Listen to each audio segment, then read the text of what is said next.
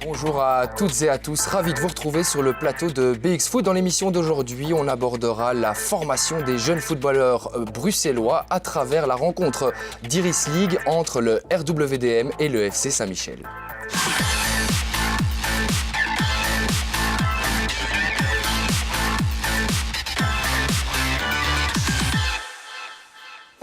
Et pour aborder ce sujet, j'accueille sur notre plateau Patrick Terret, le directeur du centre de formation du RWDM, mais aussi Thibaut Vaninis, conseiller sportif du FC Saint-Michel, et enfin David Dupont, notre consultant maison. Mais avant de parler de la formation des jeunes, je vous propose de directement rentrer dans le vif du sujet avec le résumé de la rencontre d'Iris League entre le RWDM et le FC Saint-Michel, des images proposées par Pierre Lambert. C'était le choc en Iris League U16 ce samedi après-midi.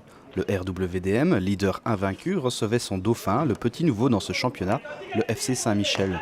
En cas de victoire, les autres pouvaient mettre leurs adversaires du jour à 10 points et continuer de survoler ce championnat. Et il ne faut pas attendre très longtemps pour voir les joueurs locaux ouvrir la marque. Après moins de 10 minutes de match, c'est déjà 1-0. Avec ce but, le RWDM est lancé, il domine le match et les occasions se suivent et se ressemblent. 2 minutes après l'ouverture du score, c'est 2-0 et il n'y en a que pour les blancs et noirs. Saint-Michel va tenter de réagir. L'équipe de Daoud Idrissi, qui découvre ce championnat plus relevé, va à la 20e minute de jeu avoir sa première grosse occasion du match, sans toutefois réussir à réduire la marque. Mais en vain, le RWDM garde la main mise sur le ballon et fait tourner. Saint-Michel a du mal face à cette équipe technique. C'est 2-0 à la mi-temps, mais le score aurait pu être bien plus sévère. Le discours du coach de Saint-Michel pendant la pause va faire réagir ses joueurs. Saint-Michel se procure la première grosse occasion de la deuxième période via un coup franc. Si la réaction des visiteurs est présente, les locaux vont quand même alourdir le score et planter le 3-0 8 minutes après la reprise. Ce but va anéantir les derniers espoirs du FC Saint-Michel, qui va même concéder un 4e but à la suite d'un très joli mouvement des Noirs et Blancs.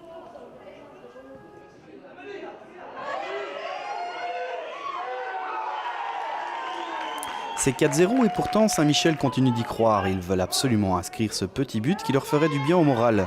Mais il ne viendra pas, le score aurait d'ailleurs pu être plus sévère, mais en fin de rencontre, le gardien de Saint-Michel va sauver les siens par 2 fois. En toute fin de match, Saint-Michel se procure une dernière occasion, mais il était dit que le RWDM n'encaisserait pas aujourd'hui. Si le gardien est cette fois-ci battu, c'est son poteau qui vient à son secours. 4-0, c'est donc le score final de ce match entre deux équipes qui ont proposé un beau football. Avec cette victoire, le RWDM reste leader et compte 9 points d'avance sur son dauphin, le Sporting Bruxelles, qui a un match de moins. Le FC Saint-Michel est quant à lui 4e. Patrick Terret, en tant que directeur du centre de formation du RWDM, vous devez être particulièrement ravi de l'état de forme de votre équipe de jeunes ici, en l'occurrence les U16 en Iris League. Ouais, oui, c'est sûr qu'on est toujours content quand une équipe, je dirais, actuellement invaincue est en tête du championnat. Mais le but principal n'est pas non plus là. Il est là pour former les joueurs, essayer que dans 2 ou 3 ans, un de ces gars-là frappe à l'équipe première. Je crois que ça, c'est le plus important, la qualité de la formation pour alimenter à un moment donné notre équipe fanion. Et comment arriver à de tels résultats, finalement? C'est quoi la clé? D'abord, il faut avoir. On a un club qui a une histoire, donc on a attiré beaucoup de joueurs qui sont venus spontanément. Ça ne fait maintenant que 20 mois qu'on a redébuté l'école des jeunes. Et donc, c'est sûr qu'à l'entre-saison, on a eu énormément d'enfants, de parents qui sont venus, qui ont voulu nous rejoindre. Je crois que c'est ça un peu qui fait qu'on a un vivier qui est important par rapport à d'autres formations, et qui fait qu'en peu de temps, on arrive quand même à avoir quelques équipes qui ont des résultats. Mais encore une fois, je dis, c'est pas le plus important. Thibaut Vaninis, vous êtes d'accord avec les propos de Patrick en disant finalement qu'est-ce qui fait la principale différence entre ces deux équipes? Je crois que le RWDM a certainement beaucoup plus d'expérience que nous à ce niveau-là. Nous, c'est notre première année en Iris. Donc voilà, vous rejoignez Patrick dans complètement. Je rejoins complètement Patrick dans ses propos. Et c'est vrai que comme on est en phase d'apprentissage, pour nous, c'était même, entre guillemets, inattendu d'être à cette place-là avant ce choc, avant cette rencontre. Donc pour nous, c'est que du bonus, finalement. David, vous êtes surpris par le bel état de forme, justement, du FC Saint-Michel dans cette poule, dans cette série ? Surpris, oui, parce que ça reste quand même un club qui est tout neuf à ce niveau-là. Ça reste un club qui a, par rapport au RWDM en tout cas, des ambitions beaucoup plus modestes au niveau même des équipes premières. Et donc il y a un fossé entre les deux, mais ça a quand même toujours été un club formateur. Thomas Châtel étant un peu l'icône de ce club depuis de longues années. Et si on aborde l'Iris League dans sa globalité, est-ce que vous êtes satisfait du niveau proposé dans ces séries-là ? Oui, parce que je pense qu'il y a eu pas mal de sceptiques au début où la réforme et l'Iris League est née. Et puis on voit qu'au fil du temps, d'abord les équipes prennent goût. Il y a de plus en plus de jeunes qui ont envie aussi de rejoindre des clubs qui participent à l'Iris League. Ça veut dire que c'est un genre de brand, de marque qui s'installe aussi. Et puis je pense que quand on voit la qualité des matchs en eux-mêmes, ça prouve qu'on ne s'est pas trompé. Vous étiez aussi satisfait du niveau proposé par l'Iris League ? C'est-à-dire que nous, effectivement, on est satisfait parce que c'était un objectif que le club s'était fixé d'arriver dans cette Iris. Parce que ces dernières saisons, on était dans des championnats un peu plus faibles, enfin, il faut le dire. Et du coup, on faisait des résultats très très encourageants pour nous, mais pas très gais toujours pour les enfants. Gagnés par des... Peut-être pas révélateurs non plus aussi. Voilà, exactement. Et du coup, ici, l'Iris nous permet de nous confronter à des équipes un peu plus costaudes et effectivement de nous prouver à nous-mêmes à quel niveau on est actuellement et le travail qui nous reste à accomplir. Avant d'écouter les réactions d'après-match, place au résultat du week-end en Iris League U16A avec, comme on l'a vu ensemble, le succès des Molenbeekois 4-0 face à Saint-Michel. Premier au classement, le RWDM compte toujours 9 points d'avance sur le Sporting Bruxelles, vainqueur 4-5 sur la pelouse d'Etterbeek. Le RSD Jet profite de son large succès pour prendre la 3e place du championnat, alors que le BX Brussels a perdu des plumes en s'inclinant à domicile face au Léopold. Pour le reste, match nul entre l'Union et Anderlecht et victoire du Crossing du côté de Stockel. Voilà pour les résultats. On va maintenant écouter un entraîneur heureux puisque son équipe trône en tête du championnat. C'est William Vranken au micro de Pierre Lambert. On a bien entamé le match avec on a marqué très vite 2 goals en 2 minutes. On savait que c'était une équipe qui est assez costaud, c'est physiquement, qui essaie aussi de jouer au foot. Ils ne sont pas pour rien deuxième, qui ont déjà aussi également battu le Sporting Bruxelles et l'Anderlecht, qui sont aussi des équipes assez physiques avec un bon football. Puis on a un peu relâché vers la moitié de la première mi-temps. J'ai un peu remis en ordre, on va dire, les pendules pour dire reconcentration. Et donc deuxième mi-temps, on a vraiment revu. On a de nouveau le début de deuxième mi-temps qui était de nouveau très bon comme l'année passée, comme Stockel. Et puis à la fin, oui, un peu physiquement, il y en a quelques-uns. J'ai un peu laissé tourner pour quand même que tout le monde joue à 7 minutes. Tous des très fortes qualités en fait. Donc déjà individuellement, ils sont très forts. Et alors naturellement, il faut que ça fasse un groupe et ils s'entendent bien. Il y a ce clic déjà depuis le début. On était déjà depuis les premiers entraînements bien complets.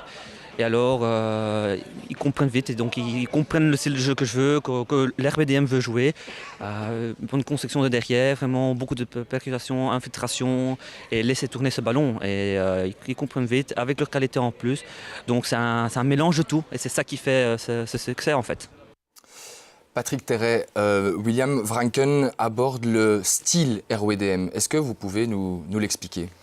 Je ne pense pas qu'il y ait un style RWDM, il y a un style aussi que la fédération développe depuis longtemps et nous adhérons parfaitement à cette philosophie qui est la zone, qui est un style de jeu en effet comme William l'a dit, qui demande de jouer au sol, de jouer de l'arrière, d'infiltrer, de jouer haut, etc. C'est toute une philosophie, je pense, à laquelle nous adhérons et à laquelle je pense la plupart des clubs Iris y adhèrent. On voit beaucoup de clubs qui n'ont pas non plus le potentiel qu'on a, mais qui essayent toujours de jouer au football, qui jouent vraiment dans cette philosophie-là, et je crois que c'est ça qui est le plus important.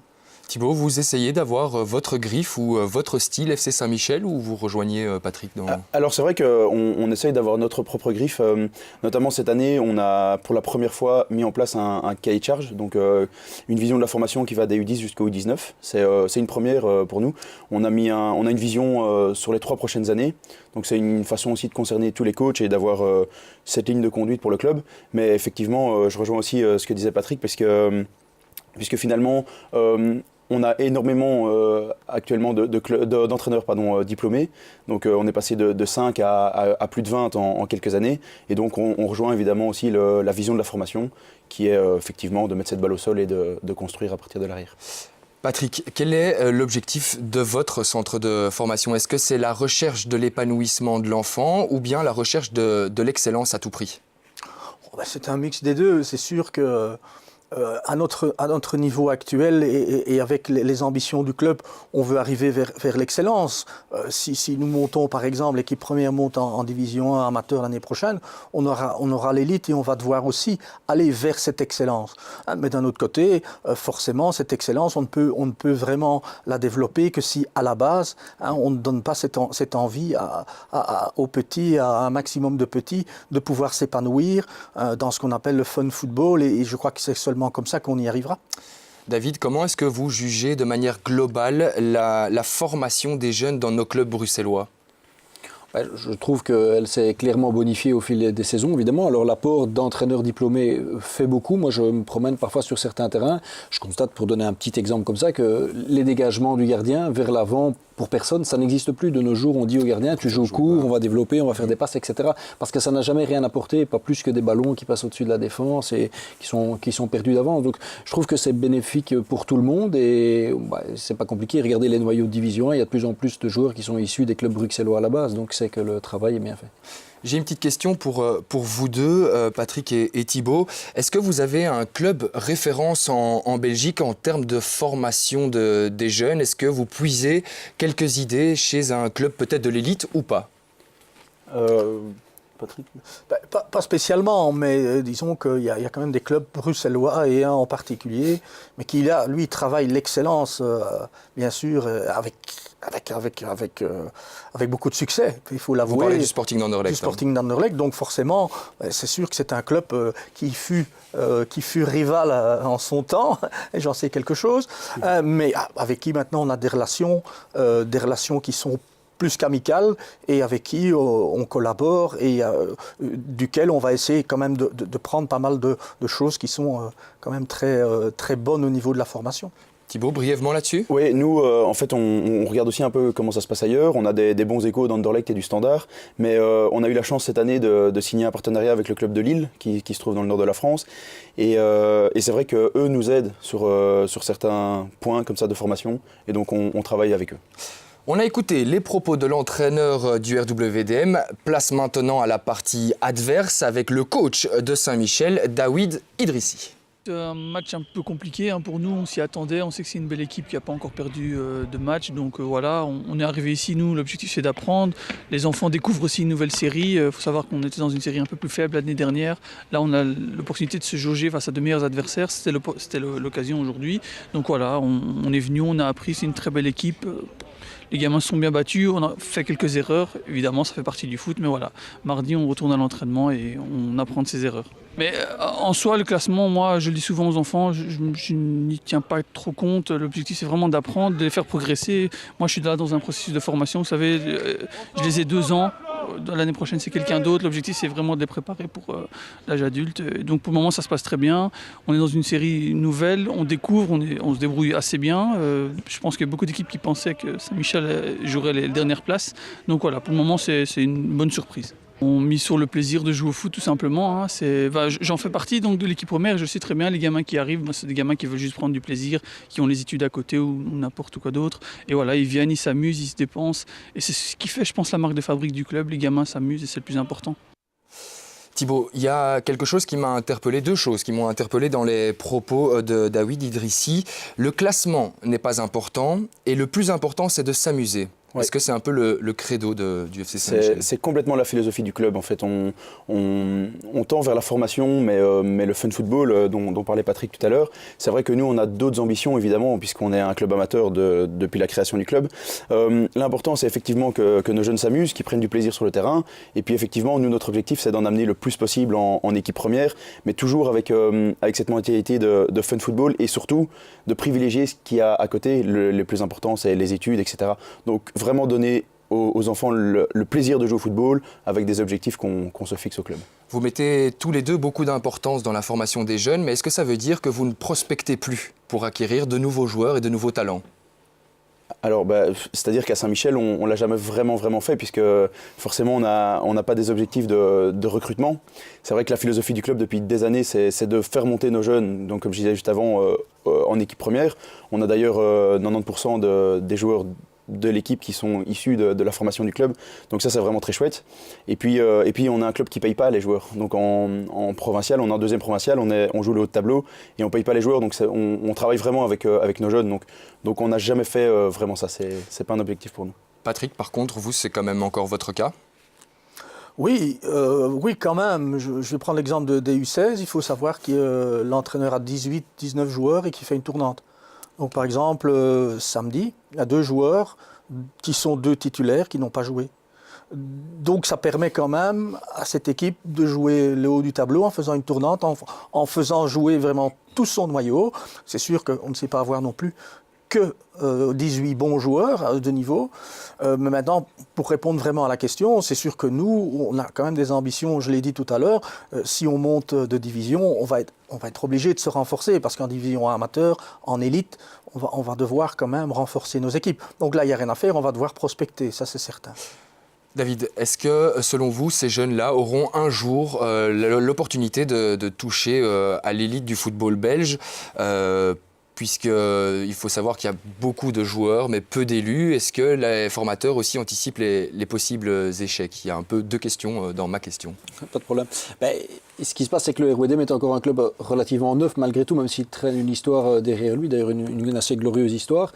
Et donc, j'en discutais avec Patrick là tout à l'heure, c'est difficile de dire actuellement, alors que le club n'a que 20 mois d'existence, de savoir si des joueurs de 15, 16, 17, peut-être même 18 ans ont le potentiel. Ce qui est sûr, c'est qu'il y a peut-être des générations de très jeunes où des éléments surdoués se mettent déjà en évidence. Évidemment, au-delà de ça, le foot bruxellois est pyramidal. Les meilleurs joueurs de Saint-Michel vont finir au RWDM, à l'Union ou ailleurs, et puis les meilleurs de ces clubs-là vont finir en direct, et ainsi de suite. Mais ça reste, le but, c'est aussi d'aller se servir dans les petits clubs, entre guillemets, et de profiter de leur expérience. Est-ce qu'on anticipe les probables échecs des footballeurs? Pas encore.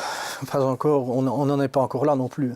On n'est pas en train de former des professionnels, on est en train de former des enfants, des jeunes, et essayer de les amener au meilleur niveau, de préférence dans notre équipe première. Donc je pense qu'on n'a pas encore ce besoin d'anticipation. Ouais. Non. Avant d'aborder l'ultime chapitre de notre émission, je vous propose d'abord d'écouter l'interview d'un joueur du RWDM accompagné de son papa. Et je suis content de sa prestation. Il a bien joué, il n'a pas raté de passe, il a fait une latte même, il n'a pas eu beaucoup de chance parce qu'il a fait un centre-tir dans la lucarne et elle était sortie d'une claquette du bout des doigts, mais non, je suis content de sa prestation, il a bien fait son travail. Oui, il vient à tous les entraînements, qu'il vente, qu'il neige, même des fois il vient avec de la fièvre, c'est déjà que j'aime. Ça te fait plaisir de le voir? Oui, tout le temps. Un papa difficile. Comme je pense que tous les pères sont difficiles avec leur propre enfant quand on veut des résultats. Je connais ses possibilités, je sais ce qu'il sait faire avec un ballon. Quand il ne le fait pas, parce qu'il est un petit peu plus fatigué ou quoi, je ne suis pas content. Mais dans l'ensemble, je suis juste avec lui. Quand il joue bien, je lui dis. Quand il joue mal, je lui dis. Et c'est un bon joueur et je resterai derrière lui tout le temps. Et je le suis depuis l'âge qu'il a 7 ans, donc je serai toujours là pour lui. Patrick, quel est le rôle des parents dans la formation des jeunes? Ça doit être, je pense, un soutien. Un soutien psychologique, un soutien... Est-ce que parfois il n'y a pas un surplus de pression qui est mis par les parents, sans viser ce papa-là en particulier, loin de là, mais de manière générale? Oui, bah oui, il y a parfois des parents qui mettent trop de pression, et il y a des parents aussi qui surestiment leur enfant, il y a des parents... C'est sûr que le rôle des parents, pour moi, doit rester purement psychologique. Ça doit être oh, c'est eux qui les amènent. C'est beaucoup de contraintes aussi pour les parents. C'est sûr que ils ont leur mot à dire, mais je pense qu'ils doivent... les parents doivent rester à leur place et soutenir psychologiquement leur enfant. Pour le reste, laisser ça au club, la formation au club. Thibaut, un dernier mot sur le rôle des parents. Oui, pour un club comme le nôtre, c'est vraiment capital d'avoir des parents qui aident, mais qui restent à leur place, comme disait Patrick. Très important comme soutien, etc., mais aussi pour faire le délégué des équipes de jeunes, etc. Donc c'est vraiment ça le mot soutien, ça doit être ça, pas prendre une autre place qui doivent. Eh bien, merci à vous trois d'être venus sur notre plateau pour débattre de la formation des jeunes footballeurs. C'est ici que BX Foot touche à sa fin. Une émission que vous pouvez évidemment revoir sur le site internet de la chaîne, sur la page Facebook du Brussels Football et aussi sur la chaîne YouTube de BX Foot. La semaine prochaine, vous serez accompagné de Jordi Garcia. D'ici là, portez-vous bien. Ciao.